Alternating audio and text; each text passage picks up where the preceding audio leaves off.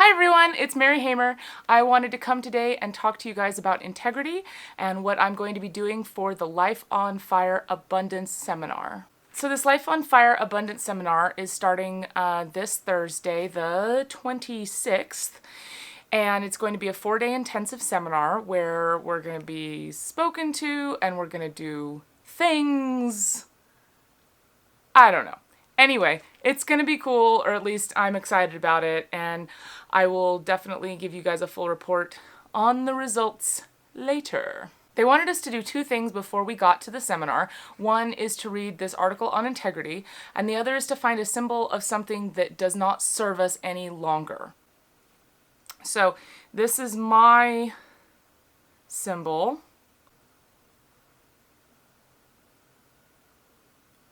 And this symbol is supposed to be something that we self-identified with, but that we no longer want to serve us. So as you can tell, this little shell is very small and it's very fragile. It even has a crack in it, so it's broken.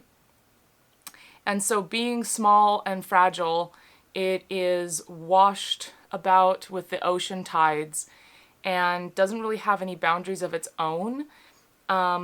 It is at the mercy of others, essentially. Or it's at the mercy of other things that are bigger than it because it's so small, and bigger forces. So I'm pretty sure they're going to have us destroy our symbol during this weekend, but I think even with it being this broken, I think it's really pretty, which, you know, I'm gonna be sad to see it go, which I guess probably means something about myself.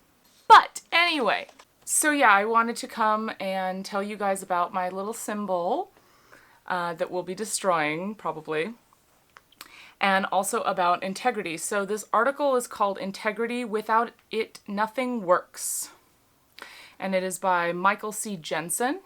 So one of the things that he talks about is how morality and ethics deals with things that are seen as good or bad or desirable or undesirable, versus integrity doesn't really have that. It either is or is not. So integrity is seen as being whole and perfect and unbroken in its condition, versus morality, which is a larger concept, that is a generally accepted set of standards in a whole society or a whole era in a society.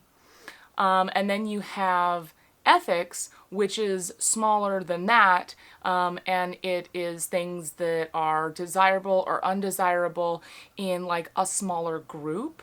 So that's why you can have like business ethics, but you wouldn't necessarily have business morality as a study that you could do in college or something, because that's just, you know, you just have morality and then you'd have ethics as little subgroups underneath that. One of the things that I thought was really, really interesting in the article is that he talks about honoring your word and how that is what's important versus keeping your word.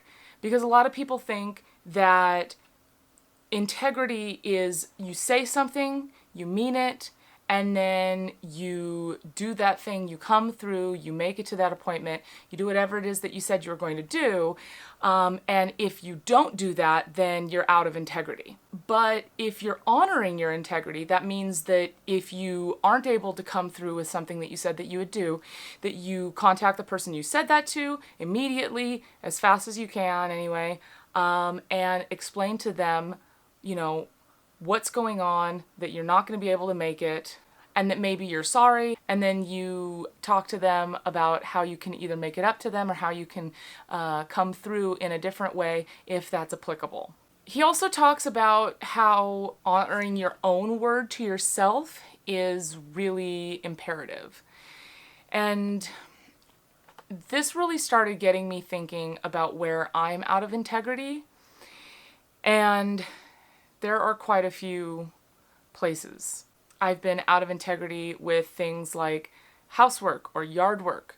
I will tell my husband, or I will tell my mother-in-law that I will do, you know, yard work in the yard, or that I will clean up some other how, and then I won't do it. No, I'll I'll get to it, and then I never do.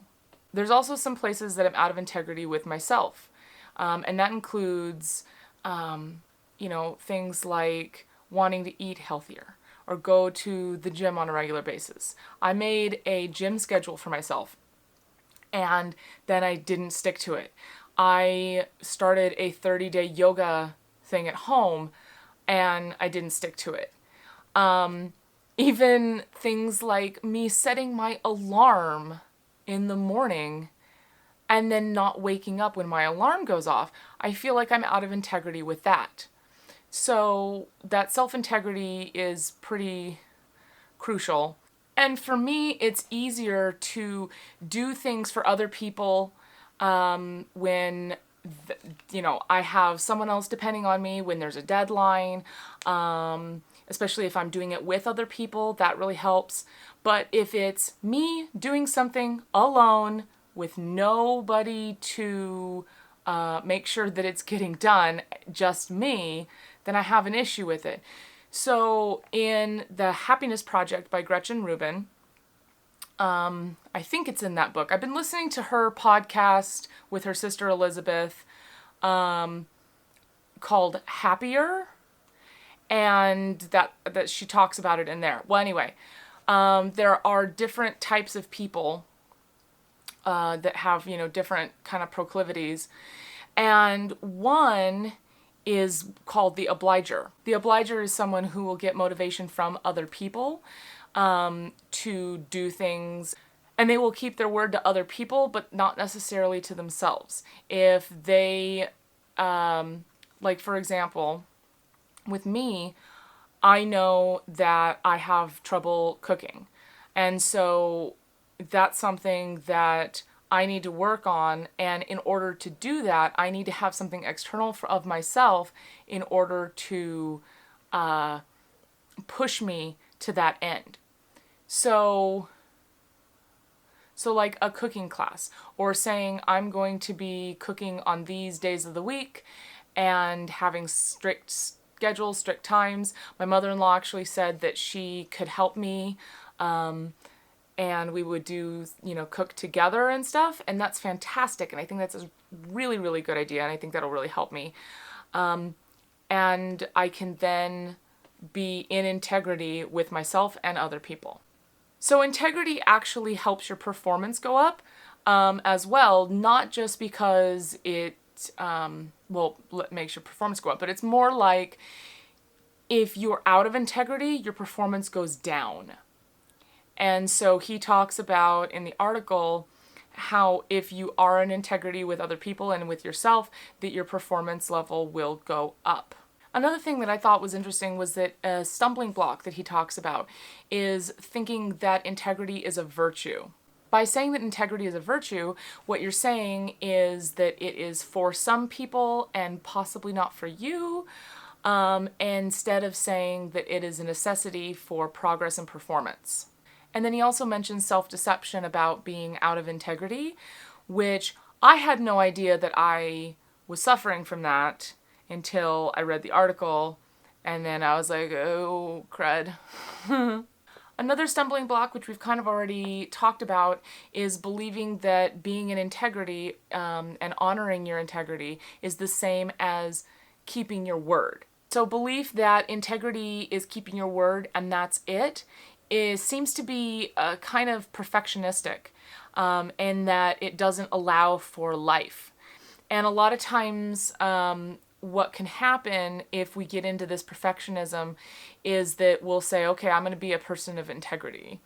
And then as soon as we don't keep our word, if we think that integrity is just keeping our word, then, there's more of a chance that we're going to go, oh, well, I failed. And then we don't continue trying to be in integrity with other people and ourselves. And of course, keeping your word also makes it so that people will trust you more.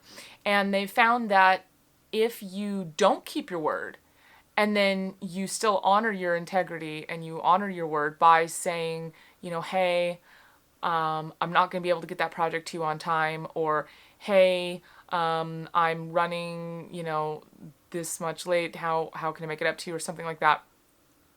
They have found that by honoring your integrity and honoring your word when you have not kept your word, actually makes people trust you more than if you're just keeping your word. So they sent us a PDF, so I'll actually try to find the actual article and link it in the description if I can. All right, loves, take it easy, and until next time, keep being awesome. Mwah!